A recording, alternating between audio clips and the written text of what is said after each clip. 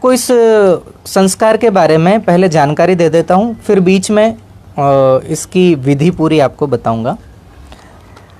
ये संस्कार बालक और बालिका माने कन्या हो या पुत्र हो, दोनों का यह संस्कार होता है। और ये इसे कर्ण वेदन संस्कार, कर्ण वेदन संस्कार या कर्ण छेदन संस्कार आदि भी बोला जाता है। और इसमें बालिकाओं का एक अधिक संस्कार होता है, वो नख छेदन का, नाक को छेदने का। प्राचीन समय में ये कर्णवेदन संस्कार जिसका नहीं होता था, माने कान जिसके नहीं छिदे होते थे, उन लोगों को श्राद्ध कर्म करने का अधिकारी नहीं माना जाता था। तो उनके हाथों से श्राद्ध नहीं होते थे, पितरों को पिंडदान नहीं होता था, तर्पण नहीं करवाया जाता था। तो मतलब इतनी महत्ता थी इस संस्कार की कि ये संस्कार जिसका हुआ है वही पिंडदान आदि कर सकता था, वही ये तर्पण आदि कर सकता था। तो इतनी महिमा है जिसे हम भूल गए या हमारे माता पिता ने नहीं करवाया, हमारे दादा दादी के कहने पर भी नहीं करवाया, या दादा दादी भी बड़े मॉडर्न बन रहे थे, कॉन्वेंट के पढ़े हुए थे और उन्होंने ये संस्कार नहीं होने दिया। तो नहीं होने दिया तो बुद्धिमान को चाहिए कि वो अब जाकर करवा ले ये कर्ण छेदन। वैसे तो इसकी उम्र बताई है कि 3 महीने से लेकर 16वें महीने तक, या अपनी अपनी परंपरा के अनुसार तीसरे साल, 5वें साल, जन्म के तीसरे साल, 5वें साल, 7वें साल में भी यह कर्ण वेदन संस्कार आदि करवाया जाता है। ये कर्ण वेदन संस्कार क्यों करवाया जाता है, इसकी अलग अलग जगह अलग अलग लोगों की मान्यताएं रही है। और कहीं ना कहीं भारत की और प्रत्येक व्यक्ति की दृष्टि गई है। प्रत्येक देश जो विदेशी है वो लोग देखते थे कि ये भारत के लोग, भारत के राजा कानों में कुंडल पहनते हैं, इनकी माइयाँ भी कानों में बाली आदि पहनती है और बड़े अच्छे आभूषण पहनती हैं इनकी स्त्रियाँ, महिलाएं। तो ये है क्या, तो उन्होंने जानना चाहा, क्योंकि उनके यहाँ कान छेदन, नाक छेदन ये सब कभी होता ही नहीं था वहाँ पर। तो यहाँ जब वो लोग पहली बार आए तो उन्होंने देखा कि ये है क्या और ये क्यों पहना जाता है। तो फिर उन्होंने अपने अपने दिमाग से विचार किया कि शायद इसलिए पहनते होंगे, शायद इसलिए पहनते होंगे। लेकिन फिर ऋषि मुनियों से पूछा, भारत के लोगों से पूछा, और जब भारत के लोगों ने इनकी महिमा जब गाने लगे कि ये कर्ण वेदन संस्कार के कितने लाभ है, तो वो विदेशी भी कान में छेदन कराने लगे, नाक छेदाने लगे। और आजकल तो आप सब यूट्यूब पर अनेकों, हजारों नहीं लाखों वीडियो मिल जाएंगे जहाँ ये विदेशी लोग कर्ण छेदन भी करते हैं, नख छेदन भी करते हैं, बिंदिया भी लगाते हैं, मांग भी भरते हैं, साड़ी आदि भारतीय वेशभूषा धारण करते हैं, धोती आदि पहनते हैं, चोटी आदि रखते हैं, शिखा आदि रखते हैं।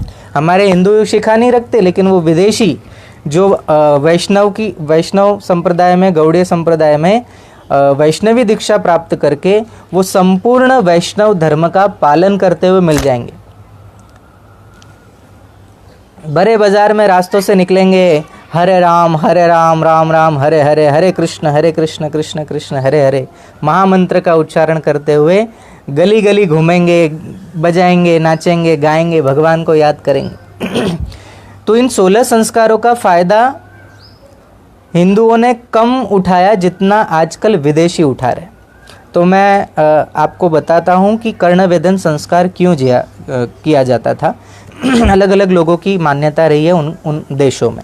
तो कुछ लोग मानते थे कि ये प्राकृतिक आपदा जो आ जाती है, जैसे भूकंप हुआ, अतिवृष्टि हो गई, अनावृष्टि हो गई, मानो अकाल पड़ गया, तो उसको प्राकृतिक आपदा मानते थे।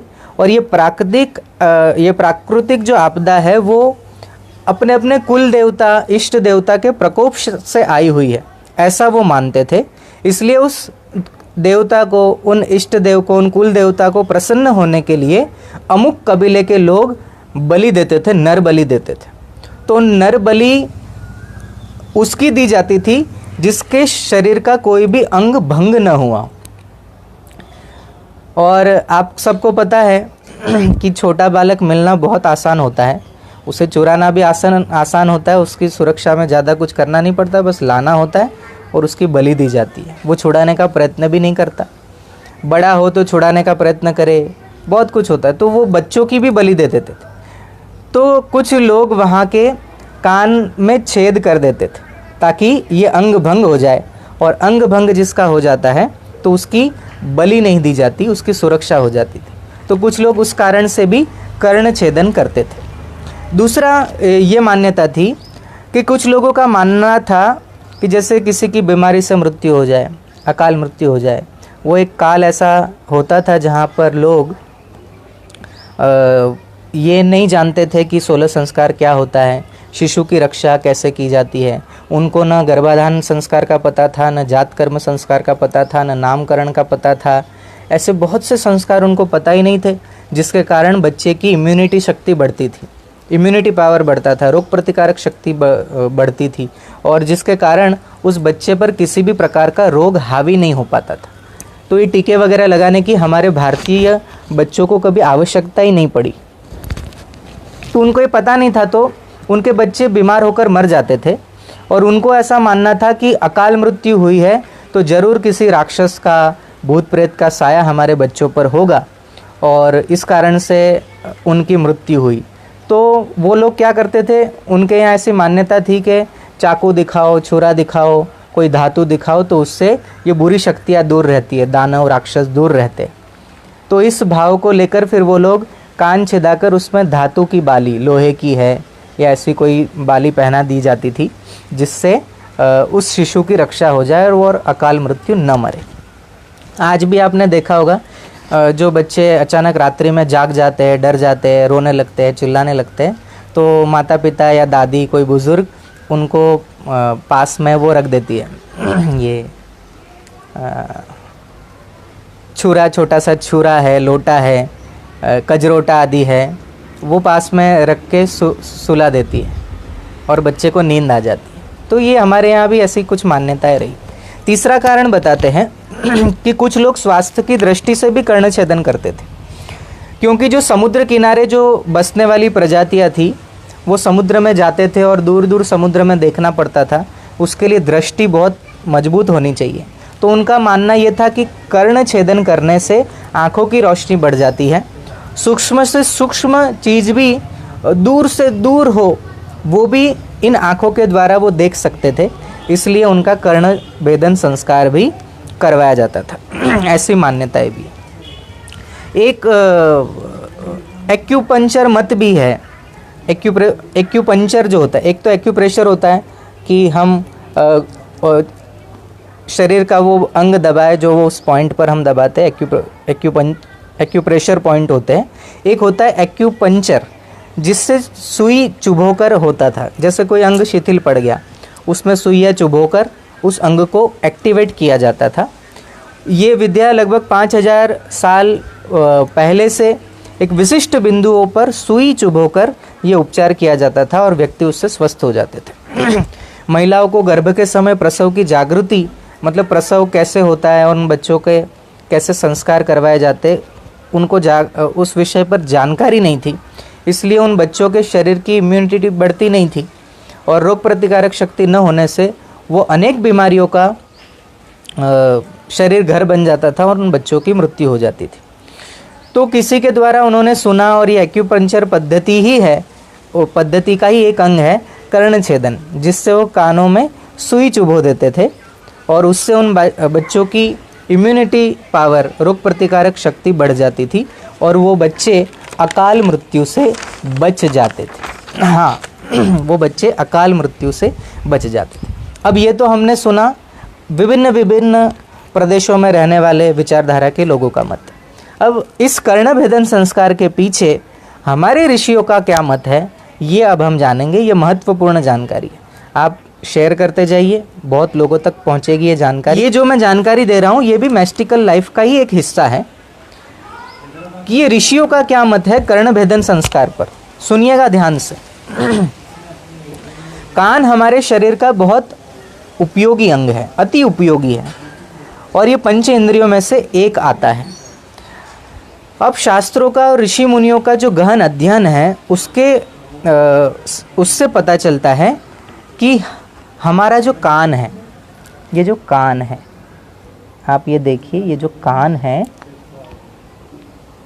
ये कान में ये जो हिस्सा है, आपने कभी गर्भ में रहते हुए बालक का अगर एक्सरे आप में से किसी ने करवाया होगा गर्भ का, या नेट पर बहुत से चित्र उपलब्ध है, आप देख लीजिएगा।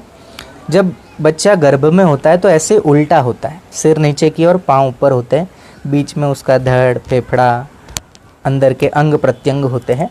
तो उसका ये जो आकार है ना, ये बिल्कुल उसके ही जैसा है, जैसे गर्भ में कोई शिशु हो। ये नीचे वो सिर हो गया, ये यहाँ पाँव अंदर आ गए, ये बीच में मानो पेट है, यकृत है, हृदय है, फेफड़े हैं, आंतें हैं, और ये पूरा अंग है, ये उसकी मानो पीठ है ये पूरी, और ये नीचे से उसके अंग हैं जो ये नीचे पाँव आ गए। ये ऐसा ही बिल्कुल गर्भ शरीर का होता है। वो गर्भस्थ बालक का भी ऐसा ही चित्र होता है। आप देखिएगा, इस विषय पर मैं अभी काफ़ी कहने वाला हूँ, ये पहली बार आप लोग सुन रहे होंगे।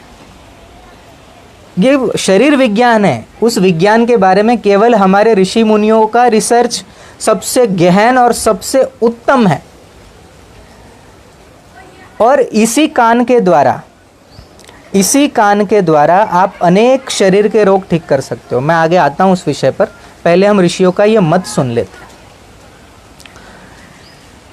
तो ये जो लॉर कहते हैं इसको, ये सिर का भाग, शिशु के सिर का जो भाग नीचे की ओर होता है, यहाँ पर बिल्कुल बीच में ही छेदन किया जाता है इसे लॉर कहते हैं। ये जहाँ छेदन होता है वो मानो ये हमारा आज्ञा चक्र है, यहाँ पर हम तिलक करते हैं, ऐसे ही ये भी एक बीच का चक्र है, आज्ञा चक्र, भ्रुकुटी के बीच का। यहाँ ही पिट्यूटरी तथा पिनियल ग्रंथि जो यहाँ पर होती है, उसका सीधा सा संबंध इस भाग से है, हमारे इस भाग से, कान के। और इसको जैसे दबाया जाए, इसमें सुई चुभा कर जो छेद कर देते हैं, तो ये पिनियल और पिट्यूटरी ग्रंथि के द्वारा हमारी जो अंतःस्रावी ग्रंथियाँ है वो सक्रिय होती है।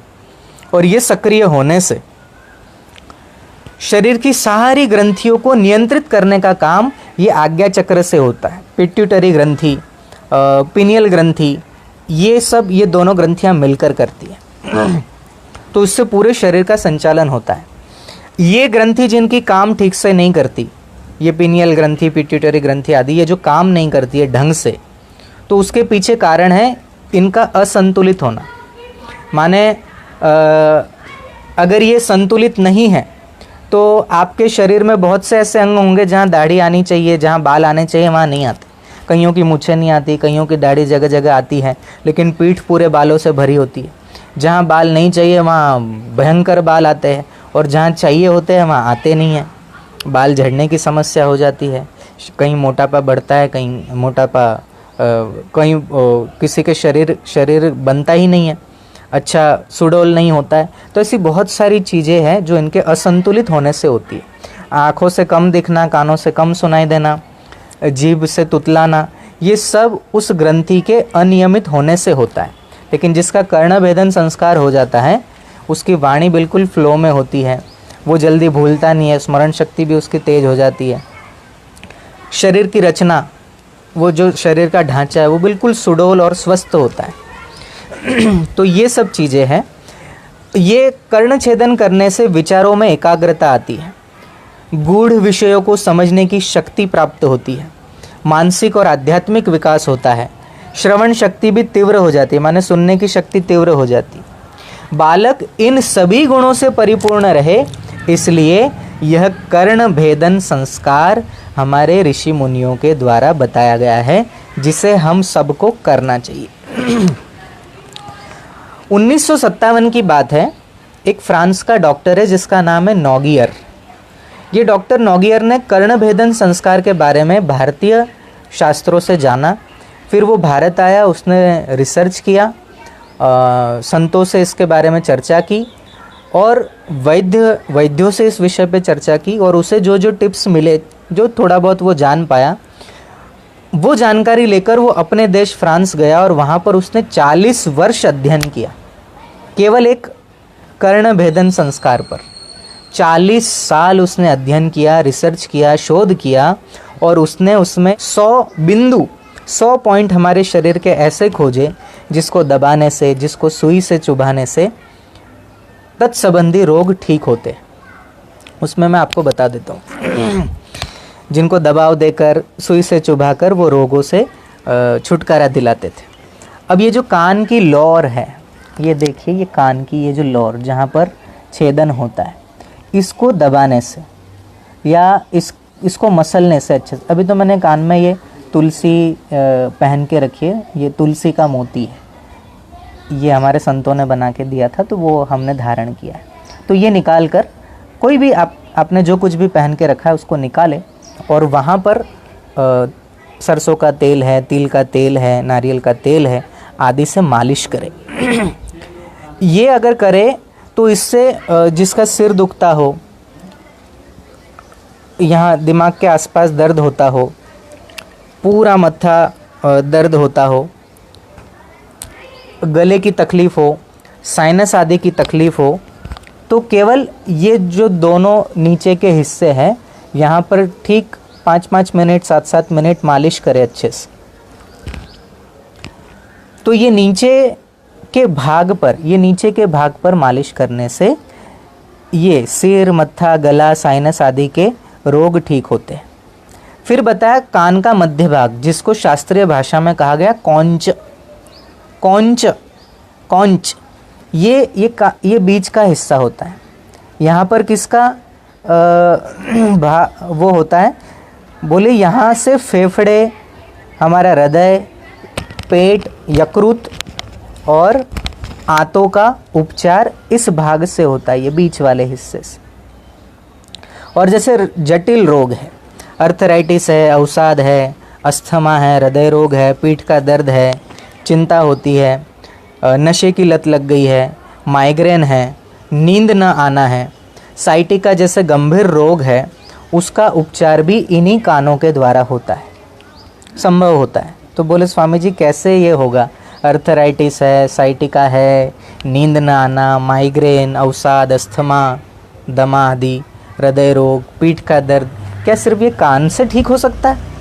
ये मेरा रिसर्च नहीं कहता, ये ऋषि मुनियों का रिसर्च है। और ये रिसर्च ऋषि मुनियों के रिसर्च पर और रिसर्च किया है इस डॉक्टर नोगियर ने फ्रांस में, और उसने फिर किताब लिखी और बताया कि केवल ये 2 कान से ही इलाज हो सकता है। तो बोले इसका इलाज करने का वो क्या है, तरीका क्या है, आइए हम जानते हैं। आप शेयर करते जाइए ताकि बहुत लोगों तक हमारी बात चली जाए। आपका 1 रुपये का खर्चा नहीं है, आपको कड़वा चूर्ण नहीं खाना है, कड़वी टैबलेट नहीं लेनी है जो साइड इफ़ेक्ट कर लेती है अंग्रेजी दवाओं की, और न आयुर्वेदिक जड़ी बूटियों का कोई कड़वा चूर्ण खाना है या काढ़ा पीना है, ऐसा कुछ भी नहीं करना है। केवल कोई अच्छा तेल लेके, जैतून का है, सरसों का है, तिल का है, बादाम रोगन है या बादाम का तेल मिल जाए तो सबसे उत्तम होता है। और सबसे अच्छा अलसी का तेल मिल जाए और भी उत्तम है। आंवले का तेल मिल जाए या आंवला तेल आप घर में बना लो, 100 ग्राम नारियल का तेल और उसमें 50 ग्राम आंवले का रस अच्छे से निचोड़ कर रस उसमें मिला लिया और उसको खूब उबाला, पानी जल गया आंवले का, केवल तेल बचा 100 ग्राम, वो आंवले का तेल तैयार हो गया। अब उस तेल को हमने लगाया, यहाँ लगाया, कान के चारों तरफ लगाया, अंदर लगाया, बाहर लगाया, ये कान के पीछे लगाया और कान के पीछे के जो हमारी खोपड़ी है, मस्तिष्क है, वहाँ पर लगाया और अच्छे से मालिश की 5 मिनट 7 मिनट। कान को खूब खींचा, नीचे खींचा, ऊपर खींचा, दाएं खींचा, बाएं खींचा, मरोड़ा, तोड़ा, ये सब कान के साथ अगर आपने किया या सूखा ही आपने रगड़ लिया तो ये हो गई कान के मालिश। इससे ये सब रोग ठीक हो सकते हैं और इससे आपको ये जो रगड़ने से आपके आँखों की रोशनी भी बढ़ जाएगी और दृष्टि दोष तो दूर होगा ही, लेकिन निर्णय लेने की क्षमता भी बढ़ेगी। ये करूं कि ना करूं, जो डर लगता है तो वो निर्णय लेने की आपकी क्षमता बढ़ जाएगी, मस्तिष्क एकदम शक्तिशाली बन जाएगा। तो ये कर्ण भेदन संस्कार करना बालकों के हित में है, बड़ों के भी हित में है। अब जिनका नहीं हुआ है वो आज ही जाके करवा ले और कर्ण छेदन करने के लिए सोने की सलाई, आप सोनार के पास जाओगे, किसी भी सोनी के पास जाओगे, उनको कहना छेद करवा दे कान में, और वो सोने की सलाका से करवाए, अच्छे मुहूर्त में करवाए। और वो छेदन करते समय मंत्र है, मैं अभी आगे बताऊंगा, क्योंकि मैंने अभी विधि नहीं बताई है, वो विधि अब मैं आगे बताने वाला हूँ। अभी तो केवल आप इस छेदन की महिमा सुनो, जो ऋषियों का मत है। आपको पता होगा पूर्व के समय में होता था, हमारे ज़माने में तो होता है जब हम पढ़ते थे, अभी के मास्टर करते हैं कि नहीं पता नहीं, लेकिन पूर्व के समय में हमारे यहाँ एक पद्धति थी। बच्चे को याद नहीं रहा, कोई प्रश्न पूछा और उसका उत्तर नहीं दे पाया, या कोई गलती हो गई, तो तुरंत मास्टर जी कहते थे, वो अध्यापक जी कहते थे कि चलो कान पकड़ो, उठक बैठक लगाओ। फिर कान ऐसे भी पकड़े जाते थे, फिर पकड़ के उठक बैठक लगानी। तो ये कान ही क्यों पकड़वाए जाते थे? गलती हो गई तो थप्पड़ भी तो मार सकते थे, लेकिन कान ही क्यों मरोड़ते थे? उठक बैठक कान ही पकड़ के क्यों लगवाते थे? क्योंकि कान जब खींचे जाते हैं तो हमारे यहाँ की ये जो ग्रंथियाँ है, ये जो नस नाड़ियाँ है, वो एक प्रकार से एक्यूप्रेशर का काम करती है, जिससे बहुत सी हमारी मस्तिष्क की जो नस नाड़ियाँ है, जो स्मृति शक्ति को बढ़ाती है, वो एक्टिवेट हो जाती थी, और वो बच्चे को तुरंत फिर याद रहता था। ये कान खींचना, कान मरोड़ना, ये बुद्धि शक्ति बढ़ाने वाला प्रयोग है। इससे बुद्धि बढ़ती है, इससे नेत्र ज्योति बढ़ती है। आप एक प्रयोग मैंने बता ही दिया, तेल लगाकर फिर अच्छे से मसलो, नेत्र ज्योति बढ़ेगी। लेकिन जिसके अब चश्मे हैं और बहुत ज़्यादा नंबर है, वो कम करना चाहते हैं, तो क्या करें? आप में से अभी भी जो लोग देख रहे हैं, उनके बहुत लोगों के चश्मे होंगे आँखों पर। अब वो चश्मे उतारने हैं तो क्या करना है? बोले केवल 3 मिनट सुबह, 3 मिनट शाम को, केवल 3 मिनट आपको अपने आप को देने हैं। और 3 मिनट में 7 दिन के बाद आपके आँखों के चश्मों का नंबर या तो उतर ही जाएगा, बिल्कुल नॉर्मल हो जाएगा, चश्मे की आपको आवश्यकता ही नहीं पड़ेगी, या तो फिर धीरे धीरे कम हो जाएगा 7 दिन में। और अगर आपने कंटिन्यू रखा तो एक दिन आपके आँखों से चश्मा उतर जाएगा और आँख जन्य कोई भी बीमारी आपको नहीं होगी। क्या करना है? अभी जिनके चश्मे हैं वो उतार के रख लो, नीचे रख लो, कमर सीधी रखो बिल्कुल, पहली उंगली अंगूठे के नीचे और दोनों हाथ घुटनों पर रखे, पलथी मारकर बैठे। पद्मासन में बैठो तो और उत्तम है। अब आपको क्या करना है? हाँ, आपके आँखों के सामने कोई एक बिंदु पकड़ लो और उस बिंदु को एकटक देखने के बाद आँखों की पलकें जो है वो लगभग 1 मिनट में 108 बार चालू बंद करनी है। पूरी खोलनी है, पूरी बंद करनी है। यस। और फिर ऐसे ही देखते देखते पुतलियों को अंदर अंदर घुमाना है। ऊपर गई, इधर दाएं गई, नीचे आई, बाएं गई, ऐसे ऐसे ऐसे ऐसे उसको ऊपर नीचे पुतलियों को घुमाना है।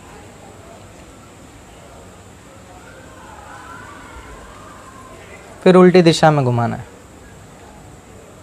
याद रहे कि हमारी आंखें झपकना बंद नहीं हो, वो चलता रहे। 3 मिनट सुबह करना है, 3 मिनट शाम को करना है, केवल इतना।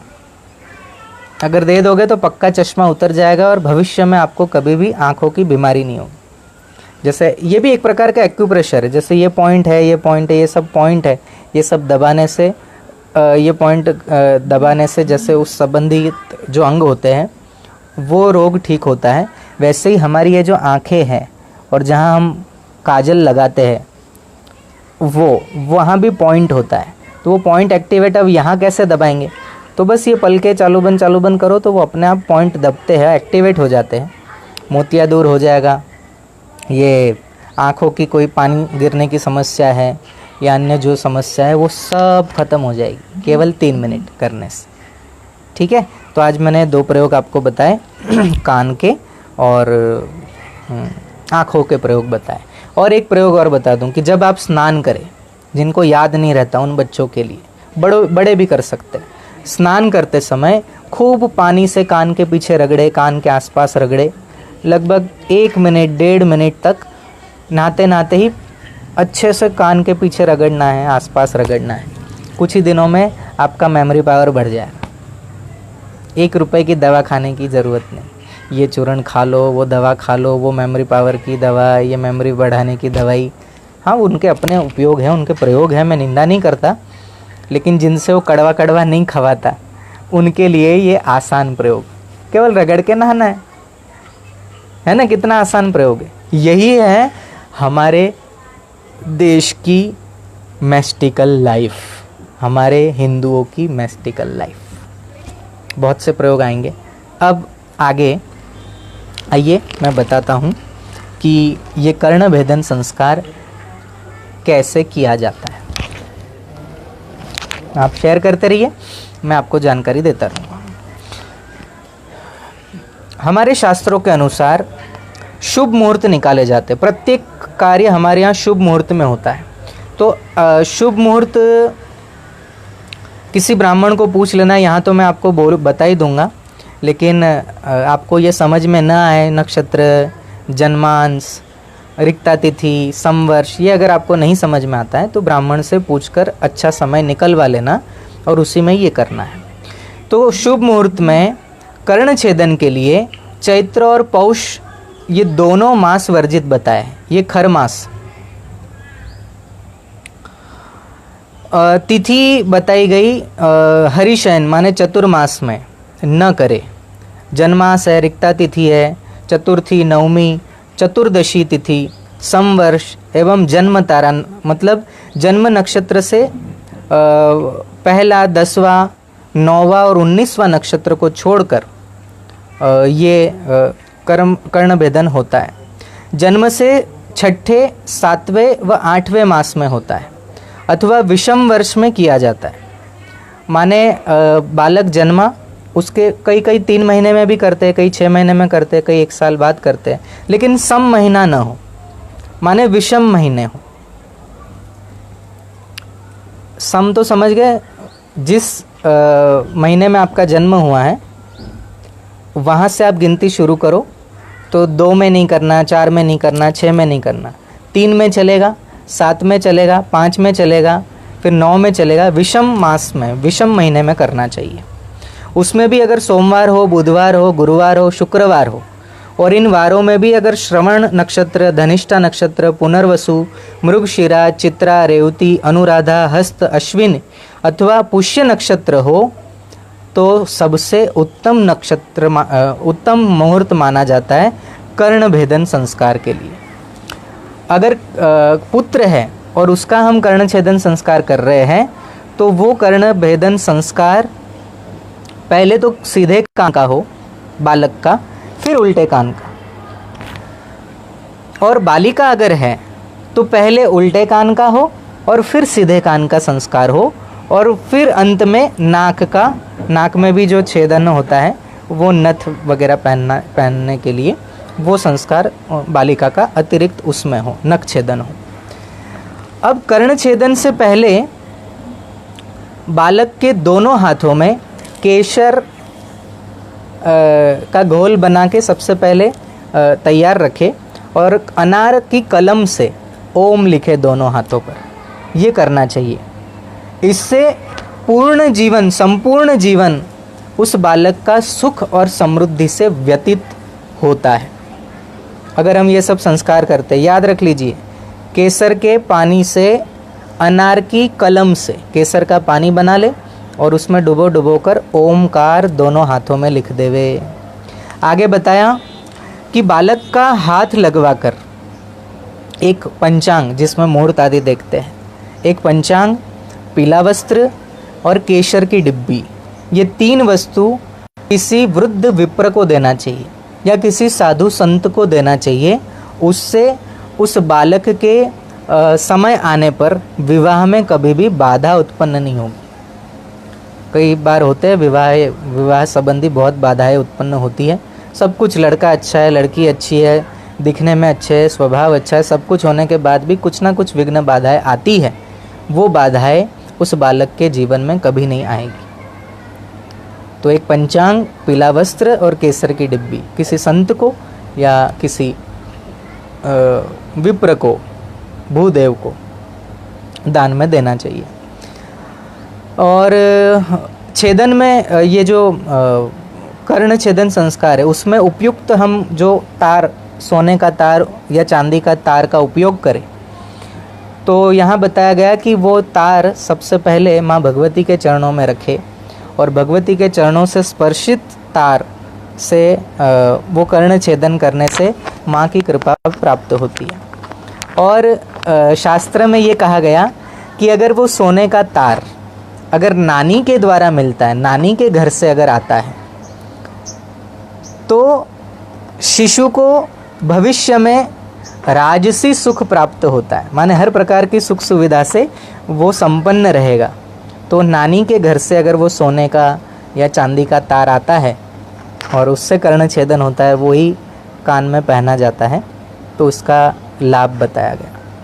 आगे बताया कि 3 गोमती चक्र अभिमंत्रित करके 3 बार बालक के पूरे शरीर से उसार कर किसी पीले कपड़े में बांधकर सुरक्षित स्थान पर रख देने से शिशु कभी भी गंभीर रोग से ग्रसित नहीं होता। कोई भी ऐसा गंभीर रोग नहीं उसको होगा जो दूसरे बालकों को होता है। तो क्या करे वो? गोमती चक्र, अभिमंत्रित गोमती चक्र। तो बोले महाराज जी अभिमंत्रित कैसे करें? ये मैंने पिछले वीडियो में भी बताया है। गोमती चक्र को किसी भी शुभ मुहूर्त में, होली के दिन, दिवाली के दिन, लाल कपड़े पर बिछाए। ढेर सारे गोमती चक्र आपने ले लिए, अच्छे से दूध से, जल से उनको अच्छे से स्वच्छ कर लिया, लाल कपड़े पर रखा, घी का दीपक जलाया और मंत्र है ओम वम आर्रो यानी करी रोगान शेषान नमः। ओम वम आर्रो यानी करी रोगान शेषान नमः। ये मंत्र का 11 माला करे तो वो सारे गोमती चक्र अभिमंत्रित हो गए और सिद्ध हो गए। अब वो गोमती चक्र सुरक्षित रखे और कभी भी आपको आवश्यकता हो उसमें से गोमती चक्र निकाले, वही मंत्र का 21 बार जप किया, अभिमंत्रित हो गए। अब वो 3 बार बालक के शरीर से उतार कर पीले कपड़े में बांधकर सुरक्षित स्थान में रख देना है, बस। कोई फिर उसको छुए नहीं, कोई कुछ करे नहीं, वो एक कोने में पड़ा है, किसी ड्रॉवर में पड़ा है तो पड़ा रहने दे। उससे बालक गंभीर बीमारियों से ग्रसित नहीं होता। और जैसे ही वो बालक बड़ा हो जाए, किशोर अवस्था को प्राप्त करे, वो पीले कपड़े सहित वो बहती नदी की धारा में उसे प्रवाहित कर दे। ये शास्त्र में नियम बताया, उससे शिशु कभी भी गंभीर रोग से पीड़ित नहीं होता। और जब भी कर्णभेदन संस्कार हो तब आपको क्या करना है? बोले कर्णभेदन संस्कार, जो सोने का तार वो सोनी डाल रहा हो या कोई वैद्य अंदर छेदन कर रहा हो, उस समय मंत्र बोलना है ओम भद्रं कर्णेभिः शृणुयाम देवा भद्रं पश्येमाक्षभिर्यजत्राः स्थिरैरङ्गैस्तुष्ट्वागुंसस्तनूभिर्व्यशेमहि देवहितं यदायुः। ओम स्वस्ति न इंद्रो वृद्धश्रवाः स्वस्ति नः पूषा विश्ववेदाः स्वस्ति नस्तारक्षो अरिष्टनेमिः स्वस्ति नो बृहस्पतिर्दधातुः। ओम सहना भवतु सहनो भुनक्तु सह वीर्यं करवावहै तेजस्विनावधितमस्तु मा विद्विषावहै। ओम शांति शांति शांति। ये मंत्र बोलकर कर्णभेदन संस्कार कर ले, हो गया संस्कार पूरा। बढ़ गई बुद्धि, हो गया शरीर स्वस्थ। जिसकी बुद्धि स्वस्थ हो, जिसकी बुद्धि कुशाग्र हो, बस फिर उसे जीवन में कौन असफल कर सकता है? वो हर क्षेत्र में सफलता को छूता रहता है, सफलता उसके चरण चूमती रहती है। तो ये है हमारे संस्कार जो मन मस्तिष्क स्वस्थ रखते हैं।